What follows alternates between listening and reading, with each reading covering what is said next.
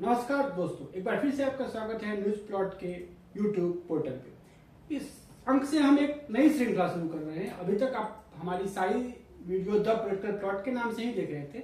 इस अंक से हम एक नया सीरीज शुरू कर रहे हैं, द इलेक्टोरल प्लॉट। इसके तहत हम चुनाव के बारे में ही बात करेंगे, लेकिन हम पार्टियों के बारे में बात नहीं करेंगे, वोटों के बारे में बात नहीं करेंगे और मतदाताओं के बारे में ही बात नहीं करेंगे। हम बात करेंगे भारत की चुनावी प्रक्रियाओं में जो कुछ खामियां आ गई हैं।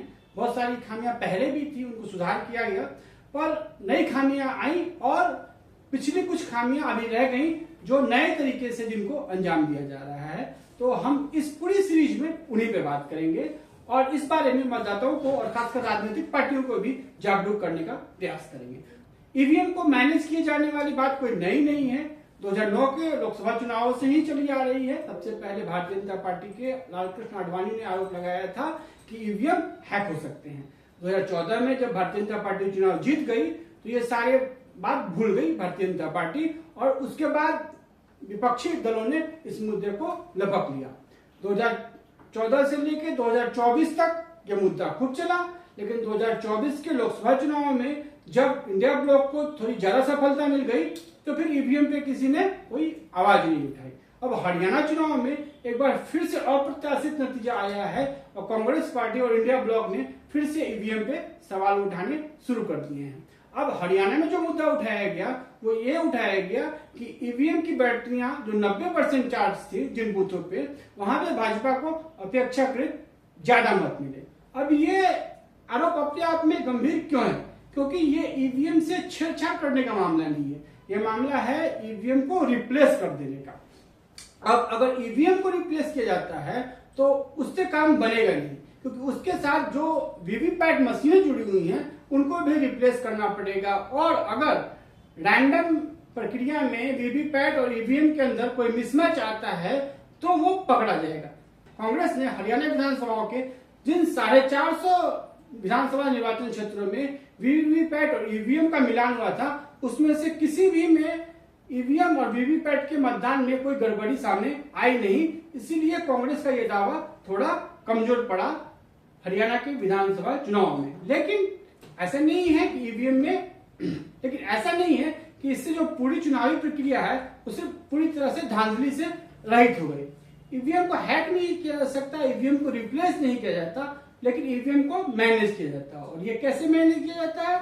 ये पुराने समय में भी होता था, जब बैलेट पेपर से मतदान होते थे तब भी होता था, लेकिन तब चूंकि बैलेट पेपर लूटना और मतदान प्रक्रिया को बाधित करने का विकल्प था, इसलिए लोग इस पर ज्यादा ध्यान नहीं देते थे। और जब से ईवीएम आए हैं ये प्रक्रिया थोड़ी सी रुक गई है, तो फिर अगले कुछ तरीकों से मतदान की प्रक्रिया को प्रभावित करने के प्रयास किए जाते हैं। अब इसके कोई खास सबूत हमारे पास उपलब्ध नहीं है, ना ही लोगों किसी और के पास उपलब्ध होंगे, लेकिन जिन मतदान पदाधिकारियों से हमने बात करी, हमारे कुछ मित्र हैं, उनका नाम नहीं बता सकता, गोपनीयता के कारण उनका नाम नहीं बता सकता, लेकिन उनका यह कहना है कि अभी भी कई सारे निर्वाचन क्षेत्रों में प्रॉक्सी वोटिंग होती है। ये कैसे होता है, ये इसका हम इस वीडियो में उसका खुलासा कर रहे हैं।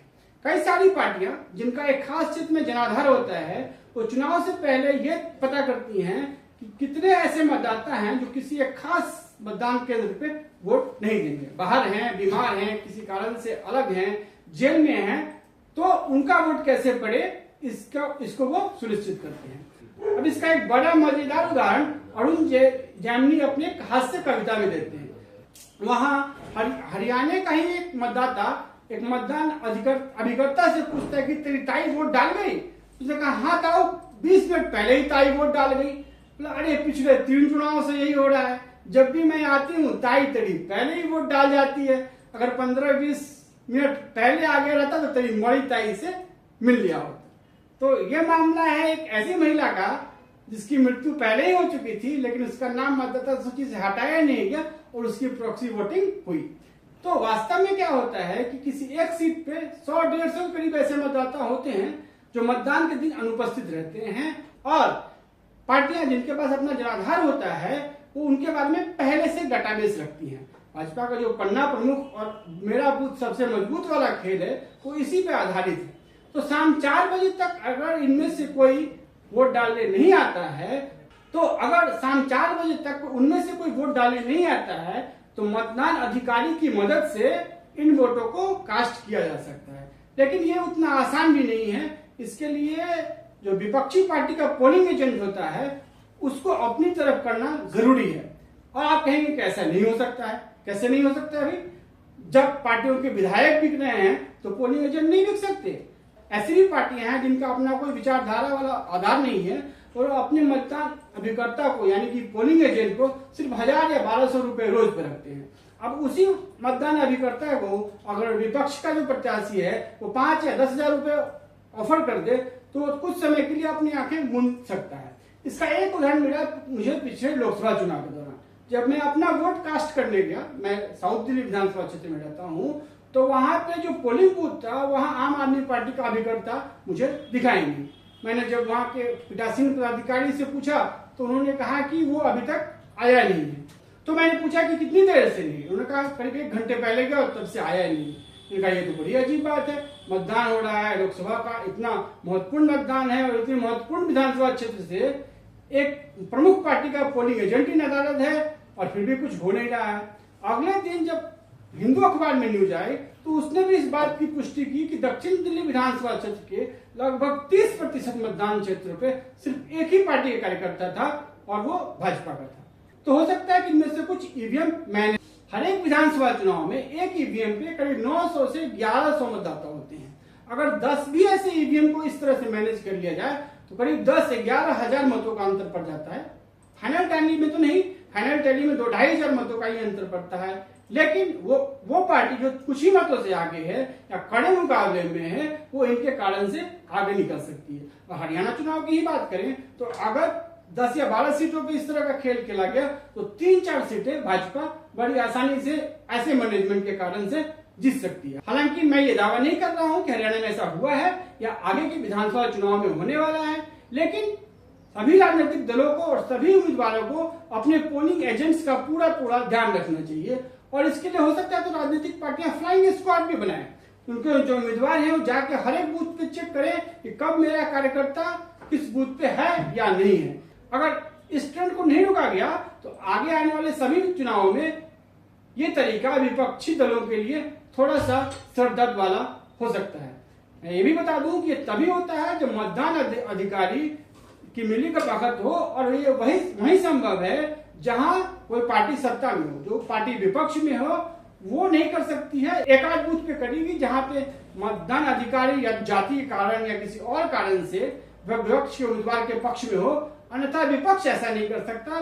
लेकिन सत्ताधारी दल इस तरह की हेरफेर जरूर कर सकता है और यही कारण है कि इस बारे में हम सबों को सावधान रहने की जरूरत है। अगर किसी पार्टी पे किसी मतदाता को अपनी पार्टी का पोलिंग एजेंट नजर नहीं आए तो कृपया करके उस पार्टी के बड़े पदाधिकारियों को यह बताने का कष्ट करें कि फला बूथ पे आपका पोलिंग एजेंट नहीं है। किसी भी पोलिंग स्टेशन पे कम से कम 2 प्रमुख पार्टी पोलिंग एजेंट्स की उपस्थिति ही मतदान प्रक्रिया की निष्पक्षता को सुनिश्चित कर सकती है। तो इसमें हम और आप सभी अपना योगदान करें और चुनाव को निष्पक्ष बनाएं। इलेक्ट्रॉन प्लॉट के अगले वीडियो में हम ऐसे ही किसी और मुद्दे के बारे में बात करेंगे। जरूरी नहीं है कि हेरफेर और बदनीति के बारे में ही बात करें। चुनावी प्रक्रिया की कुछ छोटी छोटी खामियां हैं जिनका लाभ कुछ पार्टियां उठा लेती हैं, विपक्ष वाली भी और सत्ता वाली भी। उनके बारे में भी हम बात करेंगे और मतदाताओं और राजनीतिक पार्टियों दोनों को जागरूक करने का प्रयास करेंगे। तब तक के लिए हमें दीजिए इजाजत और ऐसे ही और खबरों के लिए लॉगिन करें हमारी वेबसाइट www.newsplot.co.in पे। नमस्कार।